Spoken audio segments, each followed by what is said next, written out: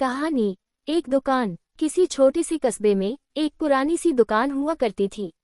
न उसका नाम बहुत मशहूर था, न ही वहाँ कोई तामझाम था। वो दुकान थी रामू की जनरल स्टोर। टीन की छत, लकड़ी के पुराने गल्ले और दीवारों पर लटकते फटे पुराने कैलेंडर। लेकिन उस दुकान की खासियत थी उसका मालिक रामू काका। रामू काका 65 साल के हो चले थे। सफेद झकबाल, हंसमुख चेहरा और आंखों में गजब की चमक। वो दुकान उनके पिता ने खोली थी आज़ादी के कुछ साल बाद। तब से वो दुकान सिर्फ सामान नहीं, रिश्ते भी बेचती थी। कस्बे के हर आदमी का रामू काका से कोई न कोई रिश्ता था। कोई उन्हें रामू चाचा कहता, कोई काका, तो किसी के लिए वे दादाजी जैसे थे। सुबह 6 बजे जब बाकी दुकानों की झप्पियां बंद होती, रामू काका की दुकान से चाय की खुशबू पूरे मोहल्ले में फैल जाती। हर सुबह 2 बच्चे गुड्डू और पिंकी स्कूल जाते वक्त उनकी दुकान से टॉफी लेने आते। रामू काका हमेशा उनके माथे पर हाथ फेरते और कहते, पढ़ लिख के अफसर बनना बेटा, फिर मेरी दुकान भी संभाल लेना। दुकान में सब कुछ मिलता था, चाय, बिस्किट, साबुन, तेल, मोमबत्ती, यहाँ तक कि जरूरत पड़ने पर उधार भी। लेकिन रामू काका उधार के साथ एक पन्ने पर नाम नहीं, भरोसे की लकीर खींचते थे। कई बार लोग महीनों तक उधार नहीं चुका पाते, पर काका मुस्कुराकर कहते, जब हो जाए तब दे देना। एक बार की बात है, कस्बे में एक बड़ी कंपनी ने मॉल खोलने का ऐलान किया। सबको लगा अब रामू काका की दुकान बंद हो जाएगी। लोगों ने भी धीरे धीरे मॉल जाना शुरू कर दिया। वहाँ इस बड़ी ही था, चमचमाती चीजें थीं, डिस्काउंट थे। पर वहाँ वो बात नहीं थी जो रामू काका की दुकान में थी, अपनापन। कुछ महीने बीते, रामू काका की दुकान सूनी पड़ने लगी। पहले जो दुकान पर दिन भर चहल पहल रहती थी, अब वहाँ सिर्फ खामोशी थी। एक दिन रामू काका ने दुकान बंद करने का इरादा कर लिया। उन्होंने बोर्ड उतार लिया और गल्ले में रखे सामान को समेटने लगे। तभी मोहल्ले के लोग एक एक कर वहाँ आने लगे। कोई दूध लेने आया तो कोई चाय की पत्ती। सबको जब पता चला कि दुकान बंद हो रही है तो हंगामा मच गया। काका, आप दुकान नहीं बंद कर सकते। काका, हमें मॉल पसंद नहीं। वहाँ कोई हालचाल नहीं पूछता। आपके बिना मोहल्ला अधूरा है। रामू काका चुपचाप सबकी बातें सुनते रहे। उनकी आंखों में नमी थी, पर दिल मुस्कुरा रहा था। लोगों ने चंदा इकट्ठा किया, दुकान की मरम्मत करवाए, एक नया बोर्ड बनवाया, रामू काका की दुकान जहां हर चीज के साथ प्यार फ्री में मिलता है। अब रामू काका की दुकान पहले से भी ज्यादा गुलजार रहने लगी। लोग मॉल कम और काका की दुकान ज्यादा आने लगे।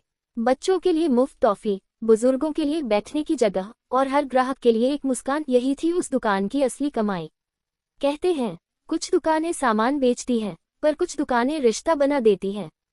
और रामू काका की दुकान वो एक रिश्ता थी। कहानी, सुबह का राशन। एक प्रेरणादायक हिंदी कहानी। गांव के एक छोटे से कोने में एक बुजुर्ग महिला रहती थी, नाम था सरस्वती अम्मा।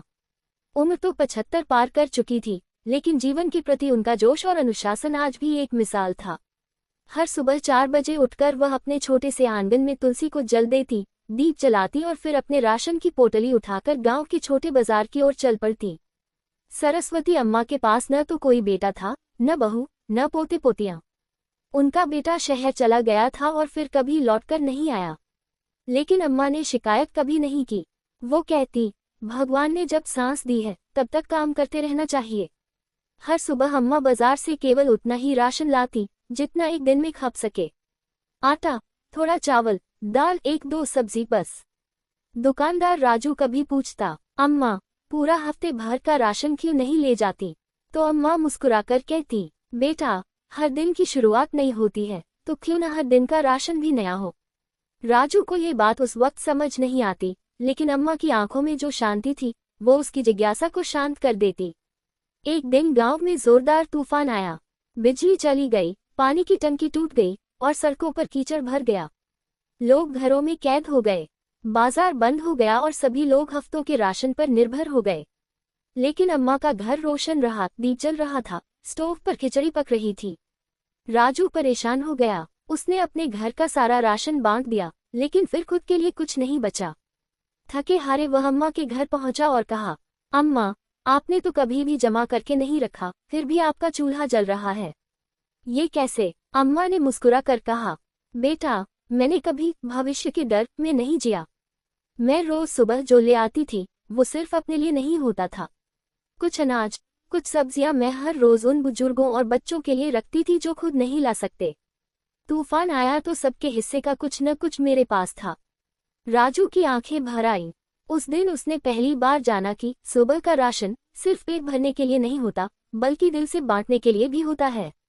अम्मा की वह बात आज भी राजू सबको सुनाता है।